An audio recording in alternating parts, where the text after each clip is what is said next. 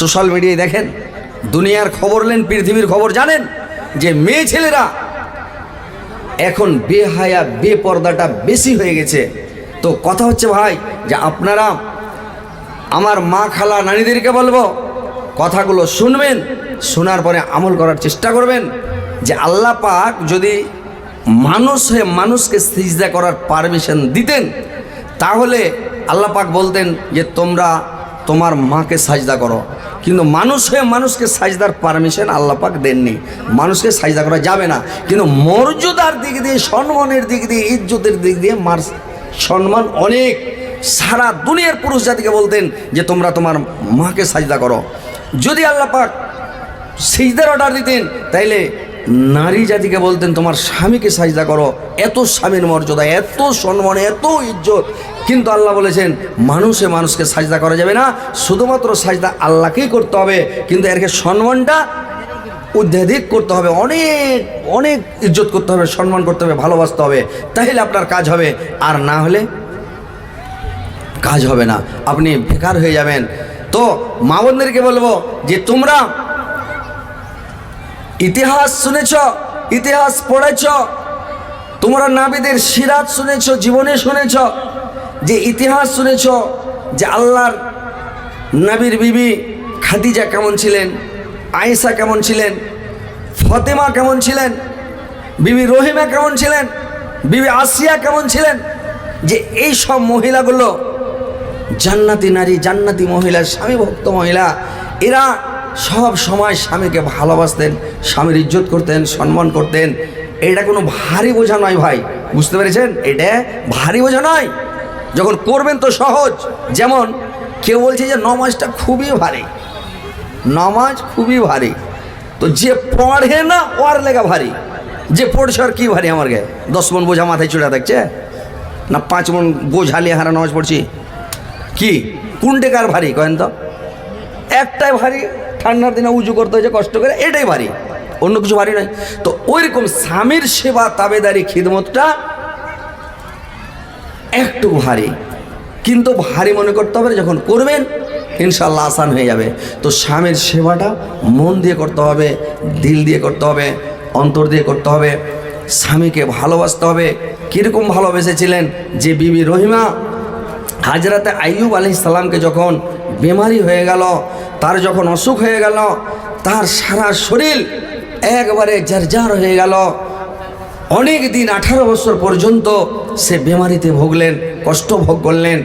এইবার কষ্টে পড়ে আল্লাহকে ডেকে একদিন বলছে, আল্লাহ ও আইয়ুবা ইজনাদা রাব্বাহু আন্নী মাসানিয়া যুররু ওয়া আনতা আরহামুর রাহিমিন।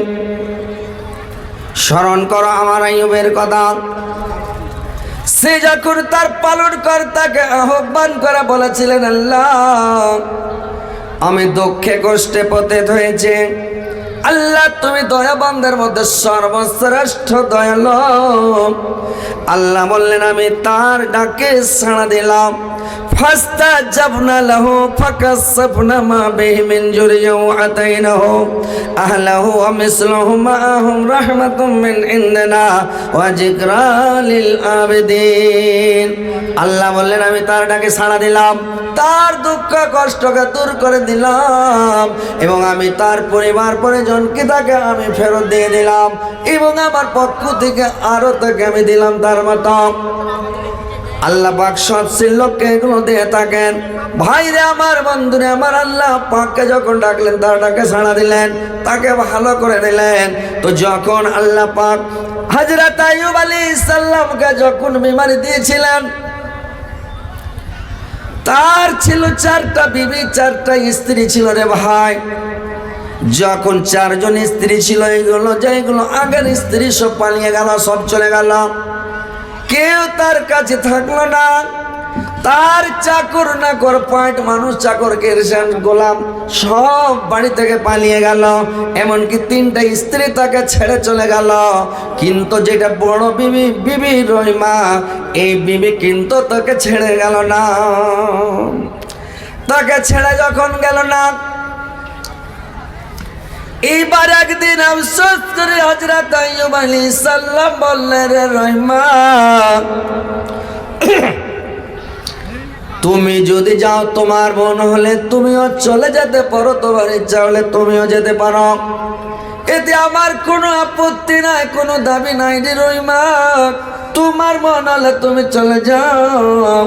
বিবি রহিমা বলল, বিবি রহিমা বলল, কি বলল? স্বামী গো, আমি আপনাকে ছেড়ে কোথাও যাব না স্বামী, আমি আপনাকে ছেড়ে কোথাও যাব না স্বামী গো। আল্লাহ পাক আমাদেরকে তৈরি করেছে, নারী জাতকে তৈরি করেছে পুরুষ জাতির সেবার জন্য, পুরুষ জাতির খিদমত করার জন্য, পুরুষ জাতিকে আনন্দ দেওয়ার জন্য, তার দিলের তামান্না মেটার জন্য। আল্লাহ পাক আমাদেরকে তৈরি করেছে শুধু পুরুষের জন্য। আমি আপনাকে ছেড়ে কোথাও যাব না। আমি যখন আপনার সাথে, যখন আপনি ভালো ছিলেন স্বামী গো, আপনার সাথে আমি সুখ ভোগ করেছি, আনন্দ ভোগ করেছি, আপনার সাথে আমি দুনিয়াতে আনন্দ ভোগ করেছি, সুখ ভোগ করেছি, শান্তি ভোগ করেছি। আজকে পৃথিবীতে এখন আপনাকে হয়তো আল্লাহ পাক অসুস্থ করে দিয়েছেন, বেমারি দিয়েছেন, আপনাকে ছেড়ে আমি কোথাও যাব না স্বামী গো, আমি আপনার কাছেই থাকবো। তার কাছে থাকতে লাগলাম।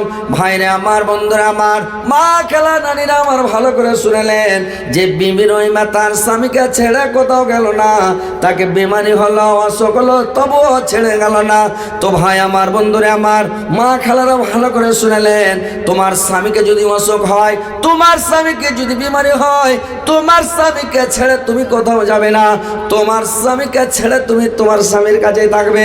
কারণ একদিন তার সঙ্গে সুখ ভোগ করেছে, আনন্দ ভোগ করেছে, আজকে দুঃখের সময় তুমি দুঃখের বন্ধু হয়ে থাকবে, স্বামীকে ছেড়ে যাবে না। এখনকার মেয়ে ছেলে না ফারমান, মেয়ে ছেলে স্বামীর সঙ্গে না ফারমানি করে, যদি অসুখ বিসুখ হয়ে যায়, মেয়ে ছেলেরা তখন বলে একে বিয়ে করে জীবনে সুখ পেলাম না, শান্তি পেলাম না, আনন্দ পেলাম না, একে খালি বিয়ে করাই হলো, তার মানে ইয়ার কুজলড়াই ছুটে না, এর অসুখই ছুটে না, আর লো প্রেশার ছুটে না, মানে এই যে জাত মেরে দিলে, আরে বেমারি হতে পারে, অসুখ হতে পারে, কোনো কিছু হতে পারে, তার লেগে তোমাকে জাত মারতে হবে? জাত মারতে হবে না। তুমি তোমার স্বামীর কোনোদিন নিন্দা করিও না, জাত মারিও না। স্বামীকে ভালোবাসো, স্বামীর ইজ্জত করো, সম্মান করো, স্বামীকে ভালোবাসো, আর স্বামীর সেবা করো মন দিয়ে, স্বামীকে সব সময় ভালোবাসা দাও, স্বামীকে আদর করো। কেমন করে আদর করবে? আল্লাহর নবীর বেবে হযরতে আয়েশা,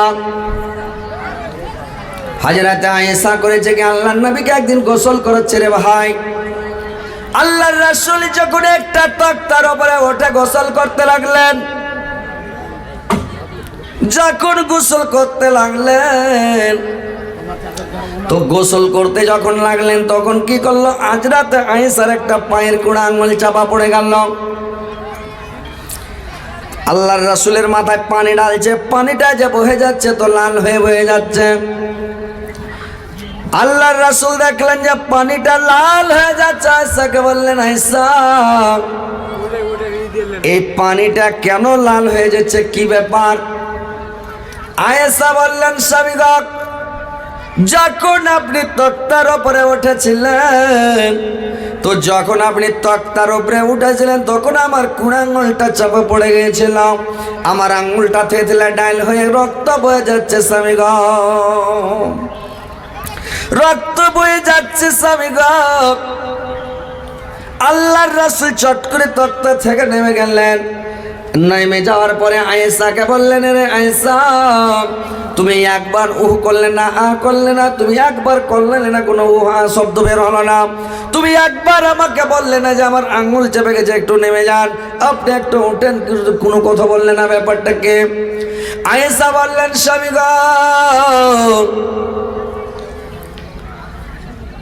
আমার একটা কুড়া আঙ্গুল তক্তের নিচে চাপা পড়া থেতলা ডাল হয়ে গেছে স্বামী গো,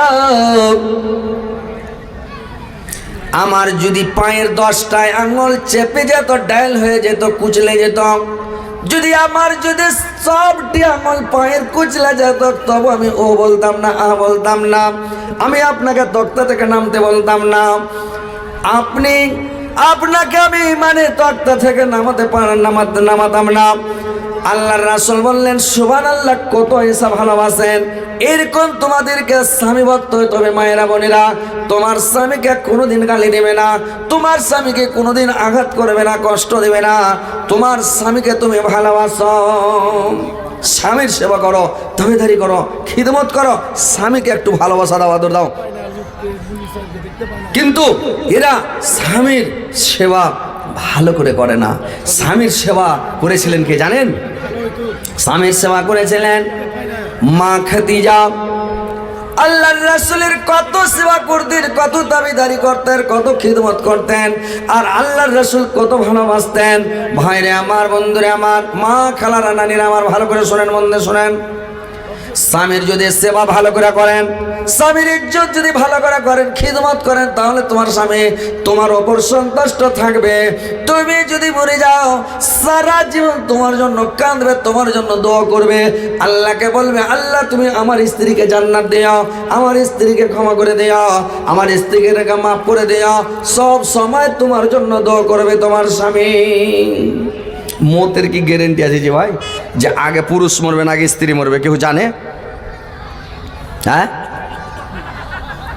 যার স্ত্রী মরেনি ও ভাই জানে না, ও মনে মনে কইছে সালাম মরে গেলে বিয়া করতো একটা হেন্ডা দেখে ওরা এরকম ভাবছে, কিন্তু ভাববেন না ওই পুষ মাসের ঠান্ডাতে কানটাতে যে আগুন বইতে হবে, বুঝতে পেরেছেন?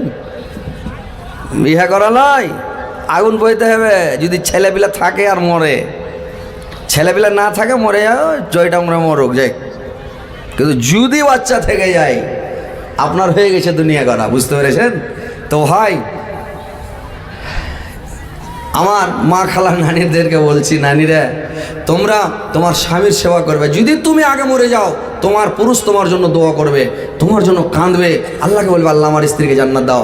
আল্লাহর রাসূল যখন কোনো সভাতে যেতেন, মজলিসে যেতেন, কোনো জায়গায় যেতেন আল্লাহর রাসূল, তো যখন কোনো লোক খালি একবার খাদিজার নাম উচ্চারণ করতেন, খালি খাদিজার নাম বলে দিতেন, আল্লাহ রাসূল সমস্ত গল্প বন্ধ করে দিতেন, সমস্ত কাজকর্মকে বন্ধ করে দিতেন রে ভাই, আর সবকে বন্ধ করে দিয়ে এবার খাদিজার গুণ বর্ণনা করতে লাগতেন, খাদিজার কথা বলতে লাগতেন। এই দেখতে দেখতে একদিন সতীনের খুব ঝালাস রে ভাই। পৃথিবীতে যত মানুষ হোক না কেন, যেমনই মানুষ হোক না কেন, সতীনের মতন ঝালাস পৃথিবীতে কারোর নাই, কোনো জিনিসের নাই। এত সতীনের ঝালাস রে ভাই, যে সতীনের মতন ঝালাস নাই। এইবার করেছে কি সুবহানাল্লাহ, আয়েশা রেগে গেলেন, আল্লাহর রাসূলকে বললেন নবী গো, যখন আপনার বয়স ছিল 25 বছর, খাদিজার বয়স ছিল 40 বছর, আপনি একটা জওয়ান ছেলে, নওজওয়ান ছেলে, একটা জাইফি বুড়িকে বিয়ে করেছিলেন, আর সব সময় খালি খাদিজা খাদিজা খাদিজা, খালি খাদিজার গুণ বর্ণনা করছেন, খাদিজার নাম করছেন। আর আপনার সামনে এত সুন্দরী যুবতী, এত রূপসী বিবি আছে, স্ত্রী আছে, একবার আমার নাম নিচ্ছেন না, আমার নাম একবার নিচ্ছেন না। আল্লাহর রাসূল বললেন আয়েশা, আমাকে আল্লাহ পাক খাদিজা বাদে আরো 10টা স্ত্রী দান করেছে। কেউ বলেছে কোন রেওয়াতে পাওয়া যায় আল্লাহ রাসূলের 11টা স্ত্রী, কোন জায়গাতে পাওয়া যায় 13টা স্ত্রী, তো কেউ বলে 11টা। তো ভাইরা আমার 11টায় যদি হয়, আল্লাহ রাসূল বলছেন আমাকে খাদিজা বাদে আরো 10টা স্ত্রী দান করা হয়েছে, কিন্তু খাদিজার মতন স্ত্রী আল্লাহ পাক এখন পর্যন্ত আমাকে একটাও দান করে নাই। যে আমার খাদিজা কত ভালো ছিল, কত গুণবতী ছিল, কত খাদিজা ভালো ছিল, সুবহানাল্লাহ। মায়েরা বোনেরা আমার শুনেলেন, খাদিজা কত আল্লাহর নবীকে ভালোবাসতেন, স্বামীকে কত ভালোবাসতেন।